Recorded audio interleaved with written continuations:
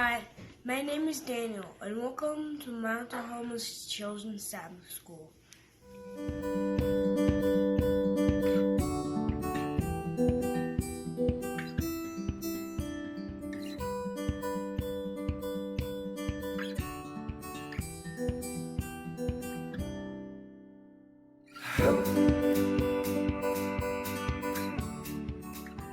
Hi everyone, did you know that animals save other animals? I have a couple videos to show you. Keep watching. Baboons rescue antelope. Baboons can become vicious when they are threatened and will gang up on predators to defend their territory. But what about when another animal is in trouble?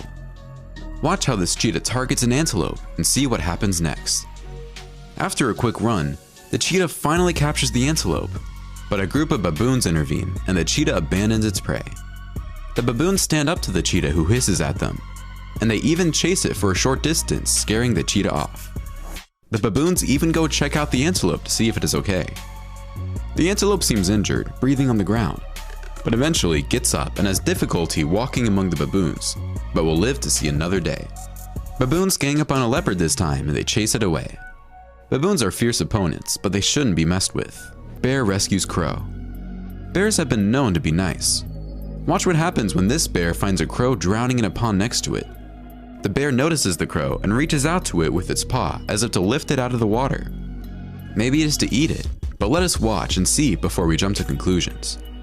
The bear pulls the crow out of the water with its mouth clinging to one of the crow's wings and just drops the crow on the ground before attending to its food.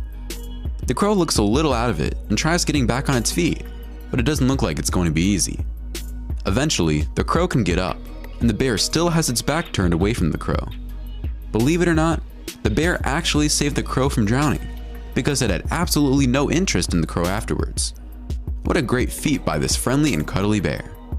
This next clip shows a crow annoying a big polar bear who does not seem to mind the cow plucking at its fur. It finally feels something and turns around, notices the crow, but doesn't really care. Orangutan saves chicken. Orangutans are incredibly intelligent beings, probably some of the smartest animals on the planet. When an orangutan first sees a tiny bird floating in the water, it uses a leaf to move the bird around, or to try to elevate it to its hand. When the monkey sees it is not working, it picks up the tiny bird out of the water. The bird is so small, and if it were not for the orangutan's intervention, I do not think this bird would have lasted very long in the water. The orangutan touches the bird delicately with its finger and then picks it up, observing it for a few seconds and putting it back on the ground.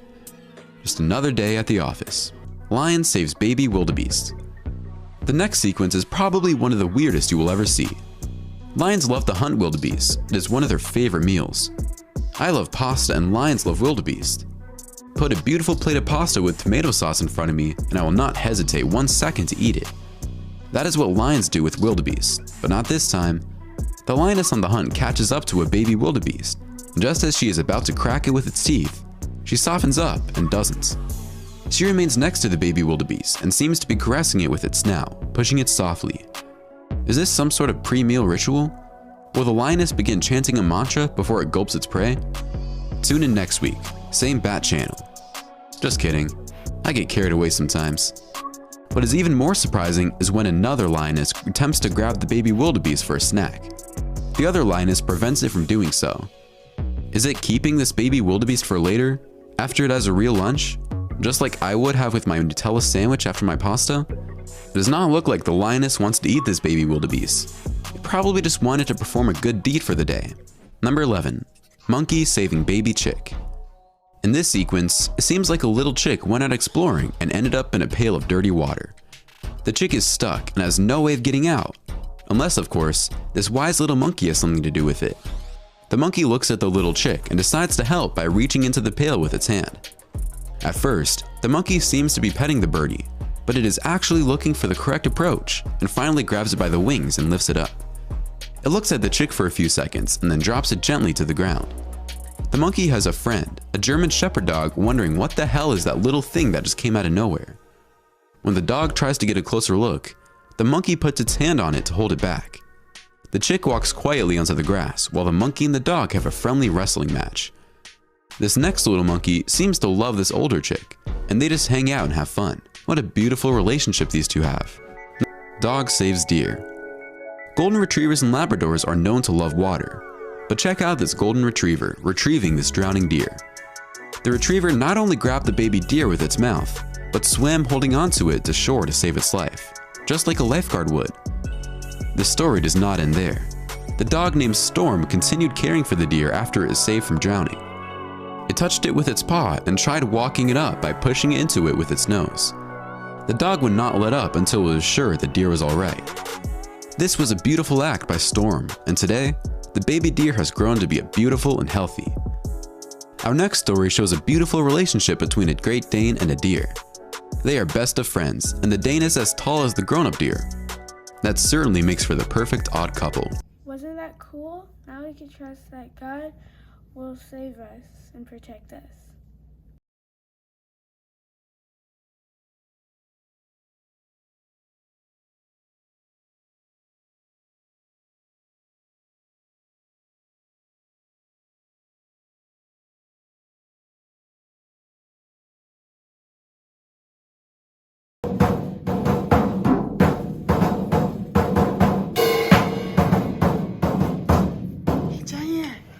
You have something to say to the Sabbath school class today? Hi everybody, get up, stand up. It's time for praise and worship.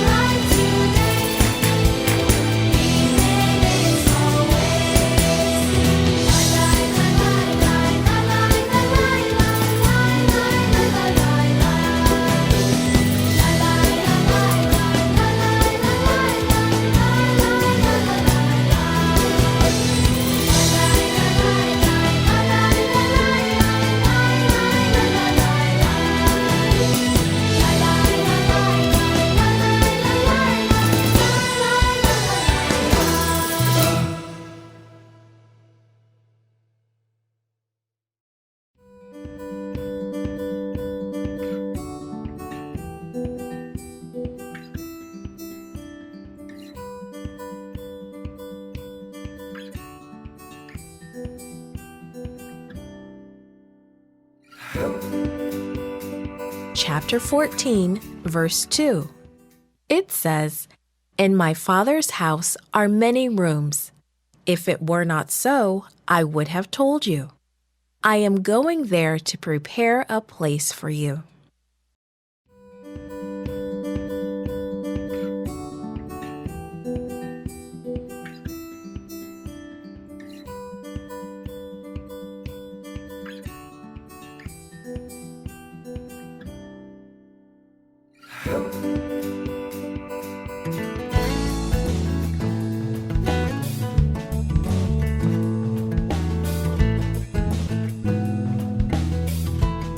Hi everyone, it's Aunt Fernita. Today's story is called Safe at Last. The memory verse is from John chapter 14, verse 2. It says, "In my Father's house are many rooms. If it were not so, I would have told you. I am going there to prepare a place for you." Today's message is church is a place of refuge where we can worship together. Marla was in trouble. Big trouble. She had accidentally dropped a whole box of eggs. What a mess! Well, there was nothing else to do. She had to tell her mother and clean up the floor. "It was an accident, Mom," she began. "I didn't mean to drop the eggs. Honest, I didn't." "I know that, Marla," responded her mother. "I'm just glad it happened in the kitchen where the floor can be cleaned easily." Sometimes accidents just happen, but people don't always understand. That's what happened in our story today. He staggered down the road, breathing in short gasps. The stabbing pain in his side made him stumble. He looked over his shoulder in terror. There was no one behind him that he could see, but he knew someone would be coming. He faced forward again and tried to run faster. It couldn't be very far away now. The city of Shechem, the city of refuge. The road down which he ran was in good condition, and all the crossroads had signposts that marked the way. "Refuge," they read. "Refuge." At least he wouldn't get lost. The only question was, would he make it to the city in time? He hadn't meant to harm his neighbor. He hadn't meant to hurt him. But the axe head had flown off and struck his neighbor's face. It was true. He had accidentally killed a man. Yes, he had done it. However, it had been an unfortunate, unplanned accident. Even so, his neighbor's family would come after him. A life for a life. That was the law. But if he could get to the city of refuge, he would be safe. He would explain it all to the elders, everything that happened. And they would keep him safe until a trial could be held. He looked back again. Someone was running along the road behind him, far back in the distance. He sobbed and turned and tried to run even faster. He had to make it to Shechem. The city gates were just ahead. Elders were waiting there to see if he would be permitted in. He ran faster. He would make it. He had made it. God was good. Having cities of refuge was God's idea. He knew that sometimes people get accused of something they did not do, and sometimes bad things happened by accident. So God told Moses to set aside cities here and there throughout the nation of Israel, cities where people could run for safety and be given a fair trial. But the cities of refuge could only keep people safe if they stayed inside the city. If they went outside the city walls, they could be caught and hurt. Sometimes the people seeking safety had to live there the rest of their lives unless the high priest died. If that happened, all was forgiven and they could go free. We need a place of refuge today too, and God has provided one for us. Church is a place of refuge where we worship together. This podcast is read by Franita Buddy for Gracelink.net. Created and produced by Falvo Fowler. Post-produced by Faith Toe at Studio El Piso. The theme music is by Clayton Kinney. For more information, please visit Gracelink.net.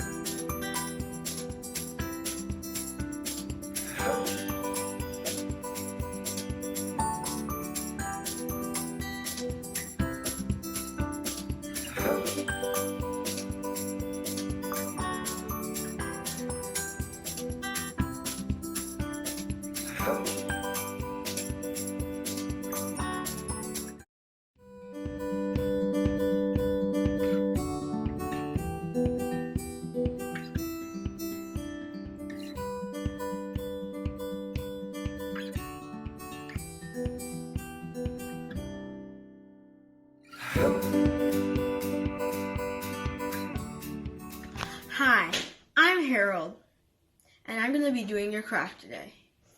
So, what you're going to need are a pencil or a pen, a glue stick, and some scissors. Make sure you ask your parents before you use the scissors. Oh, and I almost forgot, you're going to need 2 sheets of paper. They can either be different colors or the same color. So, you're going to want to set aside 1 sheet of paper, and then take one, and then fold it. Well, you want it to be landscape, and then you want to fold it.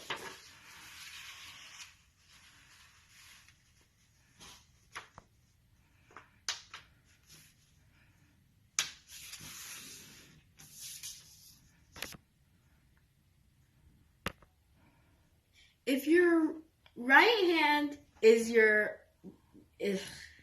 hand you write with. Try that again. If your right hand is the hand you write with, put your left hand with the pinky towards the fold. And then use your right hand, the hand you write with, to trace it.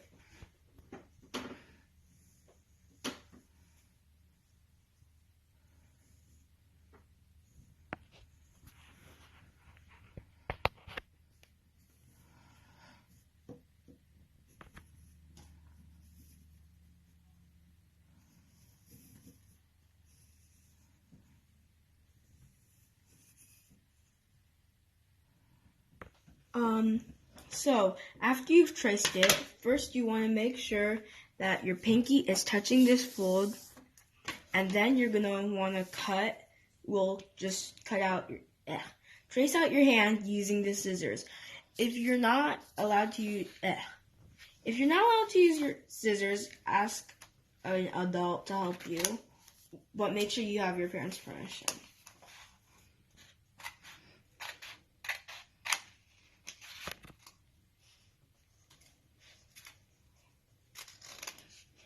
How do you know that?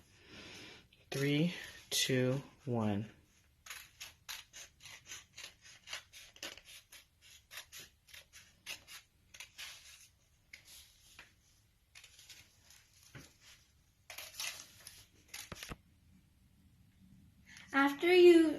After you cut out your hands, unfold them, and there should be 2 hands stuck together like this. Set them aside. So take your next sheet of paper and cut it in half.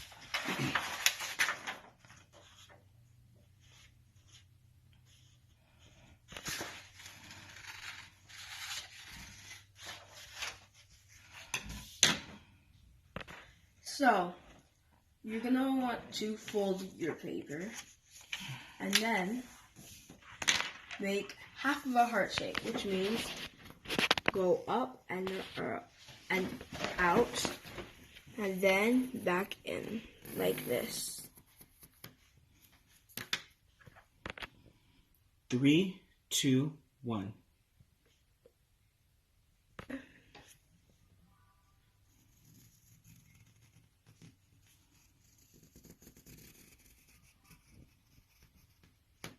Cut the shape out. And with your scissors, cut the shape out.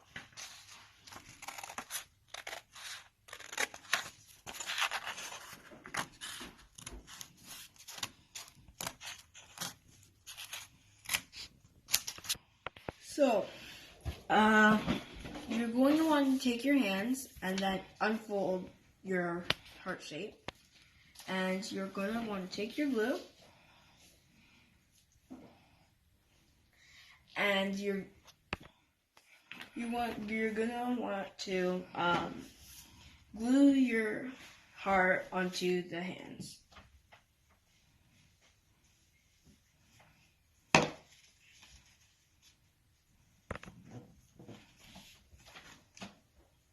Like it's the cover of a book. So take one of your folded paper scraps. I'm using this one, but you can also use this one. And you're just going to want to draw a few circles, 3 to 5. And don't make them too small. Make them about this big.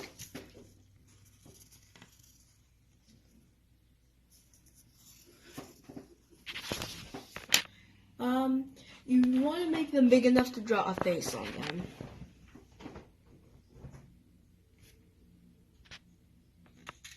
Okay.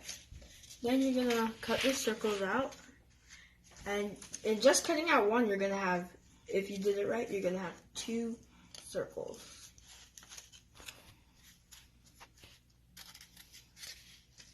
When you're done cutting out your circles, draw some faces on them. It could be your mom, it could be your dad, it could be your friends, it can even be your pet. It's just people that you care about. Oh, I thought you said that. Or maybe even strangers. So when you're done, you're going to glue your faces to the hands.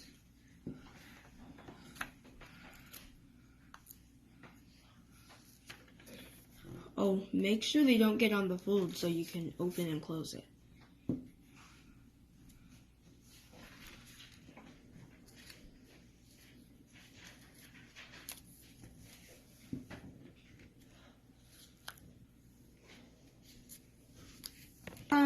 So once you're done with drawing them and gluing the faces, then you're gonna want to color them.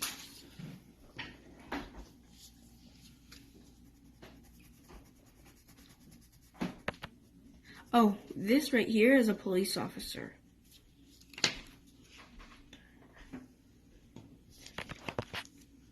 What I'm drawing here is a firefighter. I'm talking about. So, this is a dog right here.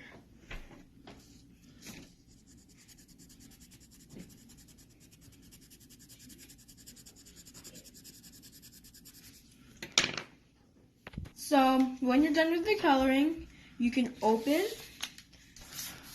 and close your heart. This is with people you want God to protect. So, these are supposed to be God's hands. And these faces that you drew are supposed to be the people you want God to protect. Always remember, God is our refuge and our safe place.